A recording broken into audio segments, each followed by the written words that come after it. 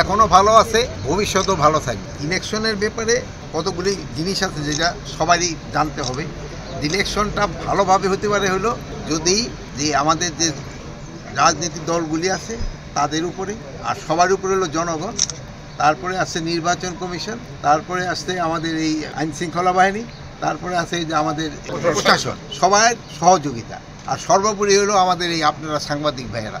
এদের সবার উপরে হলো নির্ভর করে ইলেকশন। তো সবাই যদি সহযোগিতা করে এবং সবাই যদি তার নিজের কাজটা ভালোভাবে করে তবে নির্বাচন সুস্থভাবে হবে। এখন যে অবস্থা আছে এখানে নির্বাচন করতে কোনো ধরনের অসুবিধা নেই। নির্বাচনকালীন সময় এরকম ছোটোখাটো ঘটনা সব সময় ঘটে, যেহেতু এই ঘটনা দেখবেন যে পার্টিগুলি যে সময় আরও প্রসেশন করবে, এটা হবেই, এইটা হবে। নির্বাচন আসতে এরকম এক একজন এক এক রকম কথা বলবে, এটা নিয়মই নির্বাচন। আর আরেকটা হলো তো গণতন্ত্রের সৌন্দর্য তো এখানে এক একজন এক একটা বড় যার যার মত প্রকাশ করবো।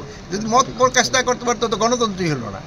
আপনি আপনার মত প্রকাশ করবেন, অবশ্যই মত প্রকাশ করবেন, এবং জনগণে আপনার এই মতের উপরে বেস করে কিন্তু জনগণ আবার রায় নেবি।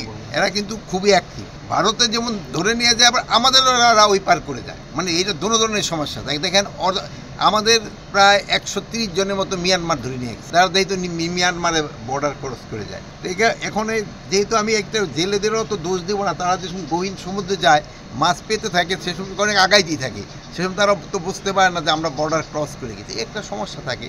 তার আমরাও এইবার ধরেন যে ইসেদের এই জেলেদের প্রণোদনা একটু আমরা বাড়ানোর চেষ্টা করতেছি, যেহেতু তাদের প্রণোদনা একটু বাড়ানো দরকার। যেহেতু অনেক সময় তাকে যেসব মাছ ধরতে দেওয়া হয়নি, স্পেশাল ইলিশের সময়, সেই সময় যদি প্রণোদনা একটু বেশি দেওয়া যায়। এই ধানগুলি দেখে খুব ভালো লাগছে, ধান কাটা শুরু হয়ে গেছে, খুব ভালো ধান হয়েছে। সবসময় হলো কি আপনি অনেক অনেক ধন্যবাদ। কৃষক দিয়ে কিন্তু কেউ কোনো কথা বলে না, আপনারও বলেন না, মানে এই জাতির মেরুদণ্ড হলো কৃষক। তারাই ফলায় দেখে কিন্তু আমি খেয়ে এই যে চকচকা চেহারা করে রাখছি আমরা একজন, কিন্তু তাকেও সুখ দুঃখের কথা কিন্তু কেউ বলে না।